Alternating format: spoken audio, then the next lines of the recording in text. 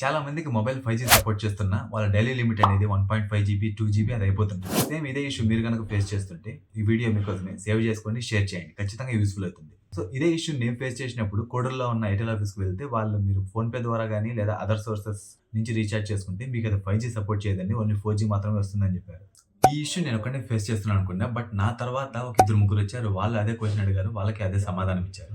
ఆ రిలేషన్ ఏంటో నాకు అర్థం కాల. రీజన్ ఏంటంటే మీ మొబైల్‌లో 5G చూపిస్తుంది. బట్ అది 4G కనెక్ట్ అది. దీన్ని ఎలా తెలుసుకోవాలి అనుకుంటే మీరు ప్లే స్టోర్‌లోకి వెళ్లి నెట్ మాన్‌స్టర్ అనే యాప్ ఇన్‌స్టాల్ చేయండి. ఇది ఎందుకంటే మనం ఏ ఏరియాలో ఉన్నామో ఆ ఏరియాలో నెట్వర్క్ బిహేవియర్ ఎలా ఉందో తెలుసుకోవడానికి. ఇప్పుడు నేనున్న లొకేషన్‌లో నా మొబైల్ నెట్వర్క్ అనేది 5G చూపిస్తున్నా అది మాత్రం 4G కనెక్ట్ అయింది.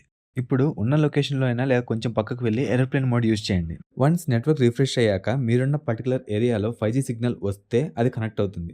ఎంతసేపు చూసినా అది డిస్కనెక్ట్ అనే చూపిస్తుందంటే దాని మీనింగ్ 4G మాత్రమే వస్తుంది. 5G రావట్లేదని. వన్స్ మీరు నోటిఫికేషన్ బటన్ డ్రాగ్ చేయగానే మీకు అక్కడ 5G చూపిస్తుంది. ఇప్పుడు నా నెట్వర్క్ అనేది 5G కనెక్ట్ అయింది. సో నేను అన్‌లిమిటెడ్ డేటా యూజ్ చేయగలుగుతాను. ఈ వీడియో మీకు యూజ్‌ఫుల్ అనిపిస్తే హాట్‌స్పాట్ అడిగే మీ ఫ్రెండ్స్‌కి షేర్ చేయడం మర్చిపోకండి.